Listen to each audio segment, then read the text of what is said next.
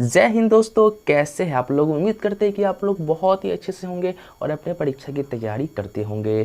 तो दोस्तों, जिन भी छात्रों का सब्जेक्ट फिलॉसफी में MIC 2 था और उन सभी छात्रों का आज परीक्षा हुआ है, ठीक है। तो दोस्तों, परीक्षा में आने वाले सारे क्वेश्चन का आज हम आंसर की करने वाले हैं। तो दोस्तों, ये वीडियो बहुत ही महत्वपूर्ण होने वाला है उन छात्रों के लिए जिन छात्रों ने एग्जाम देकर आए हैं। वो आप मिला सकते हैं कि आखिर आपने कितने प्रश्न का उत्तर अपने परीक्षा में सही देकर आए हैं। और दोस्तों, जिन छात्रों का एग्जाम आने वाला है वह छात्र इस वीडियो को देखकर वो जान पाएंगे कि आखिर आपके परीक्षा में किस प्रकार का क्वेश्चन आने वाला है।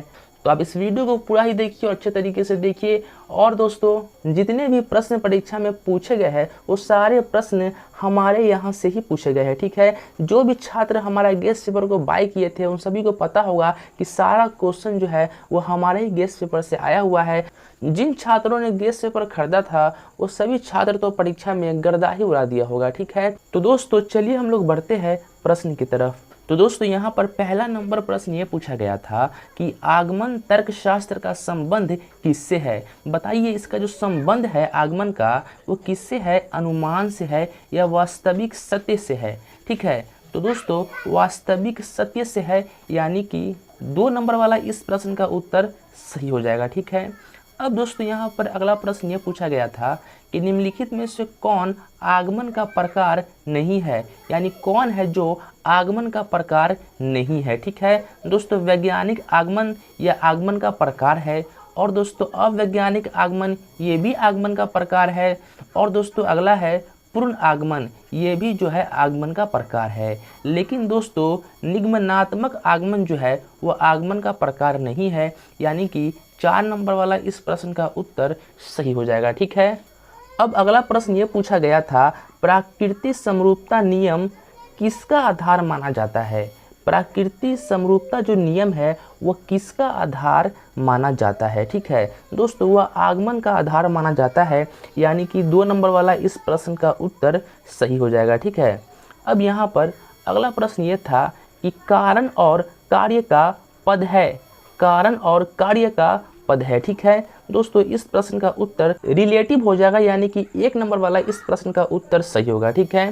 तो दोस्तों, अब यहाँ पर अगला प्रश्न ये है कि निम्न में से पहले क्या आता है, ठीक है। तो दोस्तों, सबसे पहले प्रयोग आता है। किसी भी चीज़ का हम प्रयोग करते हैं तभी हम ये जान पाते हैं, तभी हम कुछ उसका अनुमान लगा पाते हैं। इसलिए इस प्रश्न का उत्तर फर्स्ट वाला जो है वो सही हो जाएगा, ठीक है।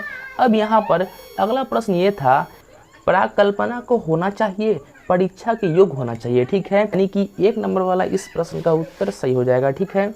अब यहाँ पर अगला प्रश्न ये था कि तर्कशास्त्र का लक्षण, यानी तर्कशास्त्र का लक्षण क्या है। तो सत्य को प्राप्त करना ही इसका लक्षण है, यानी कि 1 नंबर वाला इस प्रश्न का उत्तर सही हो जाएगा, ठीक है। अब यहाँ पर अगला प्रश्न ये था कि किसी भी कार्य के कारण होते हैं, यानी किसी भी कार्य के क्या कारण होते हैं, ठीक है। दोस्तों, भावनात्मक कारण भी होते हैं, अभावनात्मक कारण भी होते हैं, यानी कि 1 और 2 दोनों सही है, यानी कि हम 3 नंबर वाले ऑप्शन को सही मानेंगे, ठीक है। दोस्तों, अब यहाँ पर अगला प्रश्न ये पूछा गया था, निर्णायक उदाहरण की प्राप्ति होती है प्रयोग से होती है, यानी कि 2 नंबर वाला इस प्रश्न का उत्तर सही हो जाएगा, ठीक है।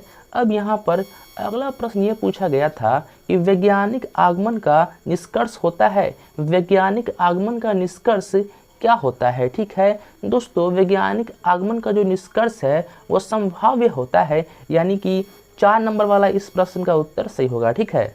तो दोस्तों, ये रहा आपके परीक्षा में आने वाले ऑब्जेक्टिव क्वेश्चन का आंसर की। चलिए अब हम लोग बढ़ते हैं सब्जेक्टिव क्वेश्चन की तरफ, ठीक है। अब दोस्तों, हम लोग देखेंगे लघु उत्तरीय प्रश्न, ठीक है। दोस्तों, लघु उत्तरीय प्रश्न जो कि 5 नंबर का प्रश्न होता है और आपको अपने परीक्षा में 4 प्रश्नों के उत्तर देने होते हैं, ठीक है। दोस्तों, उसमें जो सबसे पहला नंबर प्रश्न ये था कि आगमन और निगमन विधि की तुलना कीजिए। आगमन और निगमन विधि की जो है तुलना करने के लिए हमसे पूछा गया था, ठीक है।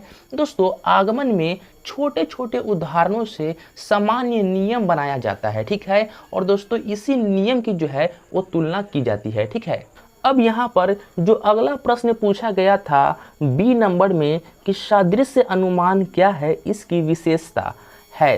तो दोस्तों सादृश्य अनुमान के बारे में पूछा गया था। ठीक है दोस्तों, दो समान चीज़ों को देखकर उनकी समानता के आधार पर निष्कर्ष निकालना सादृश्य अनुमान है। यह निश्चित नहीं बल्कि संभावना पर आधारित होता है और नई खोज में मदद करता है। ठीक है, अब यहाँ पर अगला प्रश्न ये पूछा गया था कि कामचलाऊ कल्पना से आप क्या समझते हैं, इसके उदाहरण दे के बताइए। कामचलाऊ कल्पना जो है उससे आप क्या समझते हैं, उसको उदाहरण देकर हमें बताना था। ठीक है दोस्तों, शोध की शुरुआत में बनाया गया अस्थायी अनुमान कामचलाऊ कल्पना कहलाता है। बाद में प्रयोग और जांच करके पता लगाया जाता है कि वह सही है या नहीं। ठीक है, अब यहाँ पर अगला प्रश्न ये था, प्रायोगिक विधियों की उपयोगिता बताइए। ठीक है, इसमें प्रयोग करके कारण और उसके प्रभाव का संबंध पता लगाया जाता है।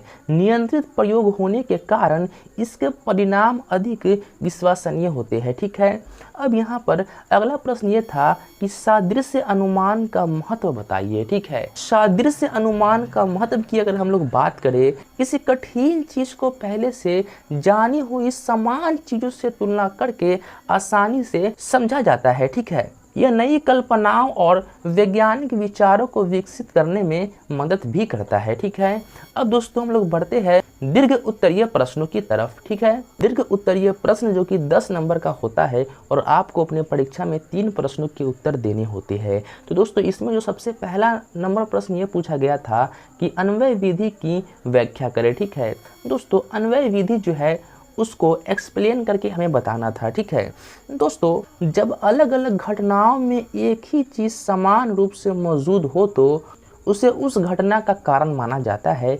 यही दोस्तों अन्वय विधि है। ठीक है, अब दोस्तों अगला प्रश्न ये था, व्यतिरेक विधि की व्याख्या करें। ठीक है दोस्तों, व्यतिरेक विधि जो है उसको हमें एक्सप्लेन करके बताना था। ठीक है दोस्तों, जब किसी चीज़ के होने पर घटना हो और उसके न होने पर घटना हो तो वह चीज़ कारण मानी जाती है। जैसे दवा लेने पर बुखार ठीक हो गया तो दवा को कारण माना जा सकता है। ठीक है, यही हमें एक्सप्लेन करके बताना था। ठीक है, अब यहाँ पर अगला प्रश्न ये था कि कारणकारी नियम की व्याख्या करें। ठीक है दोस्तों, कारणकारी नियम क्या है ये हमें एक्सप्लेन करके बताना था।